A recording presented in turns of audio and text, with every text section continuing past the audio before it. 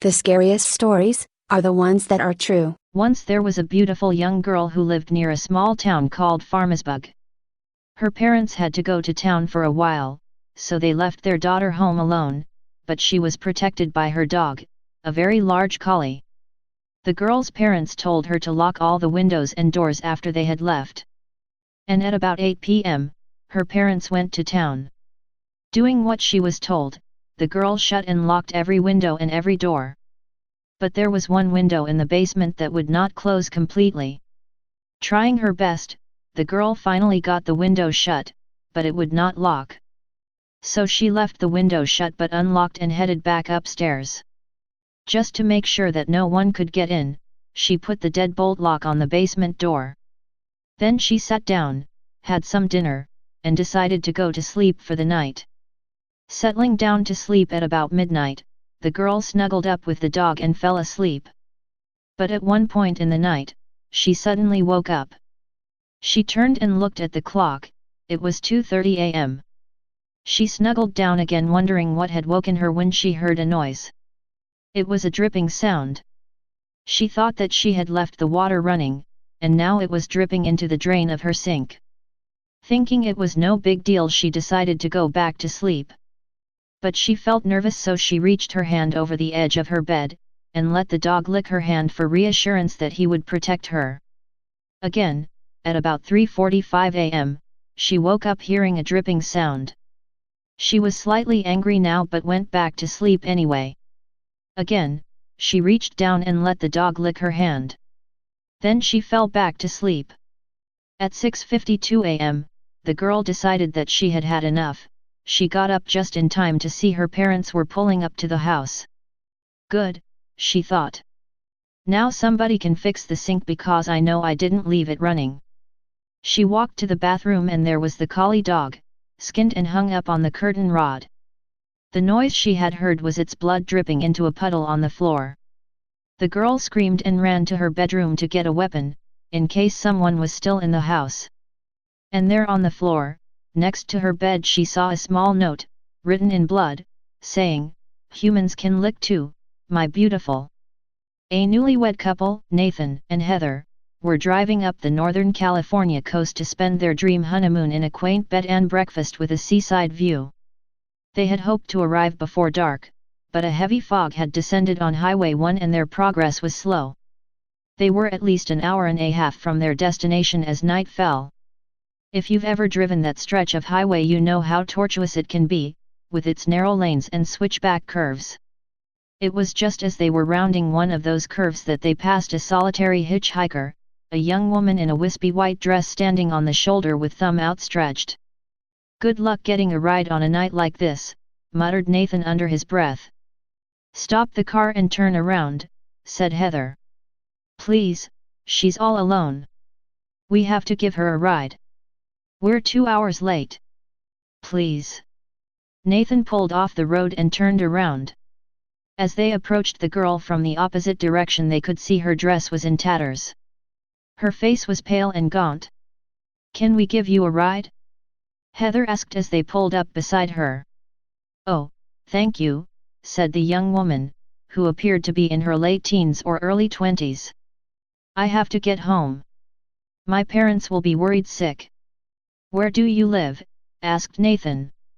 "Just down the road, about 10 miles, she said, climbing into the back seat. "There's an intersection with an abandoned gas station. Across from there. It's a white house with a rose garden. They're waiting for me."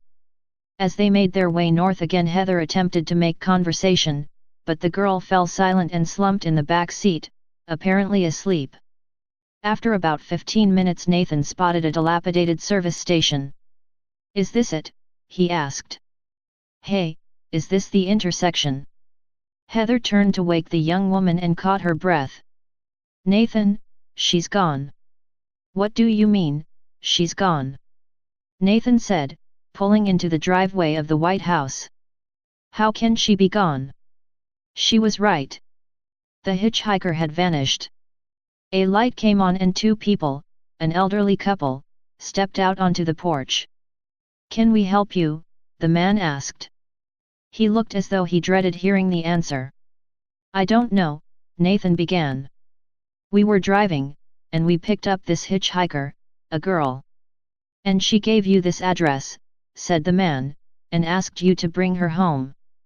Yes, said Heather. And then she was gone. Heather nodded. You aren't crazy, the man said. And you're not the first. She was our daughter. Her name was Diane. She passed away 7 years ago, killed by a hit-and-run driver on the highway. They never caught whoever did it. I guess her spirit won't rest until they do. Nathan and Heather were speechless. Won't you come inside for coffee or tea, said the woman. You've had a shock. Summon and sit down.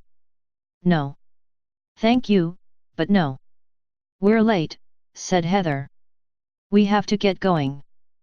After exchanging uncomfortable goodbyes, the newlyweds departed, as they had arrived, in stunned silence.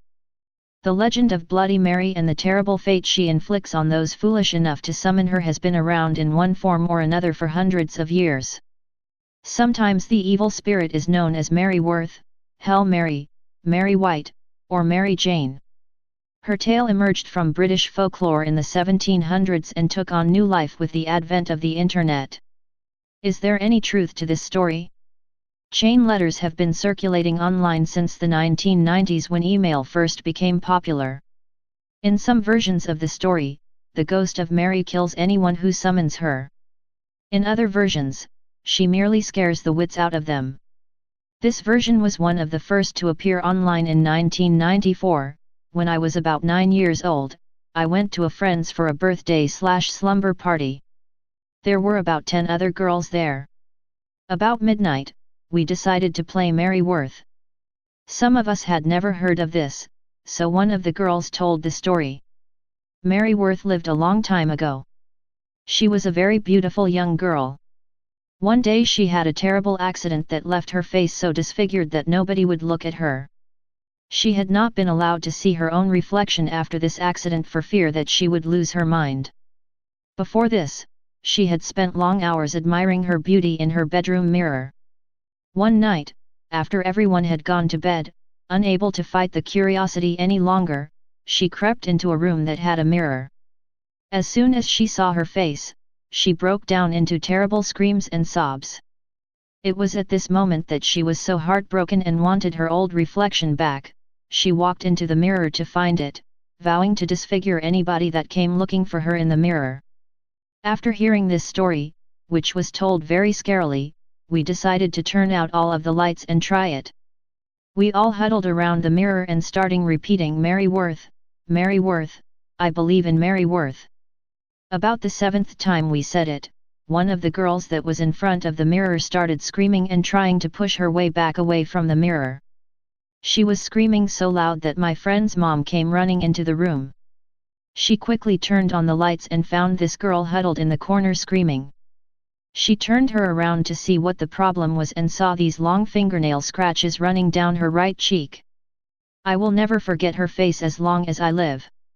The story goes that toward the end of the 1940s, Soviet researchers sealed 5 prison inmates in an airtight chamber and dosed them with an experimental stimulant gas to test the effects of prolonged sleep deprivation.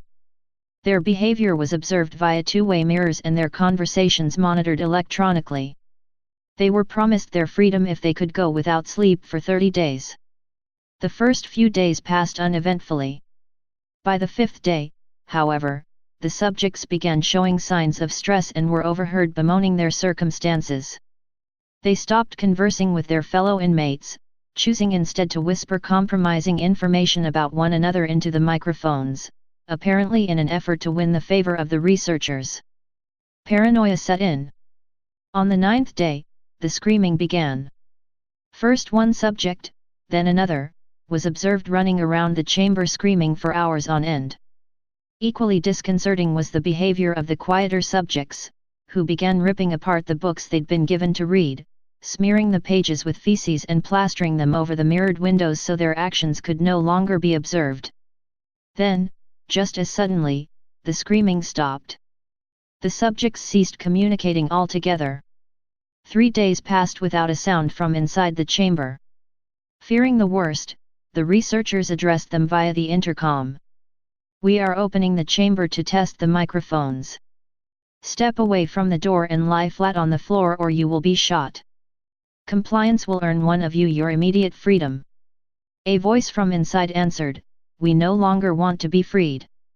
2 more days passed without contact of any kind as the scientists debated what to do next. Finally, they decided to terminate the experiment. At midnight on the 15th day, the stimulant gas was flushed from the chamber and replaced with fresh air in preparation for the subjects' release. Far from being pleased with the prospect of leaving, the subjects began screaming as if in fear for their lives. They begged to have the gas turned back on. Instead, the researchers unsealed the door to the chamber and sent armed soldiers inside to retrieve them. Nothing could have prepared them for the carnage they witnessed upon entering. Impact on the subjects. One subject was found dead, lying face down in 6 inches of bloody water.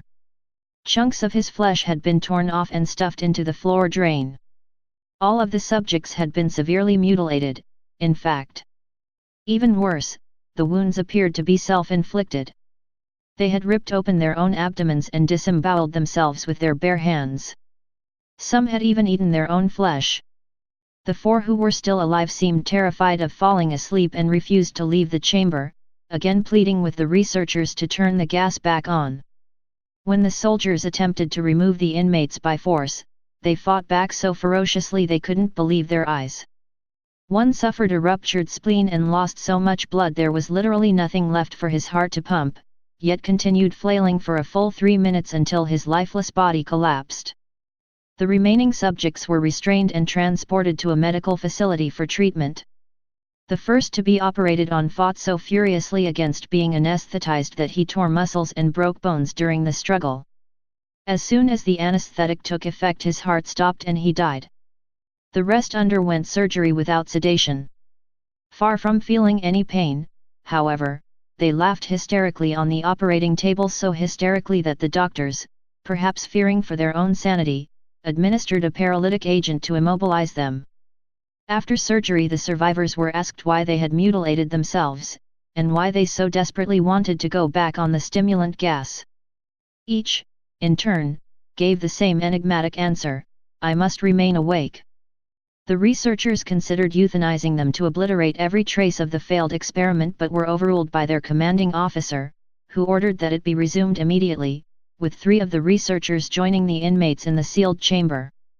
Horrified, the chief researcher pulled out a pistol and shot the commanding officer point blank. He then turned and shot one of the 2 surviving subjects. Aiming his gun at the last one left alive, he asked, "What are you? I must know." "Have you forgotten so easily?" the subject said, grinning. "We are you. We are the madness that lurks within you all, begging to be free at every moment in your deepest animal mind. We are what you hide from in your beds every night. We are what you sedate into silence and paralysis when you go to the nocturnal haven where we cannot tread." The researcher fired a bullet into his heart. The EEG monitor flatlined as the subject murmured these last words, "So, nearly, free."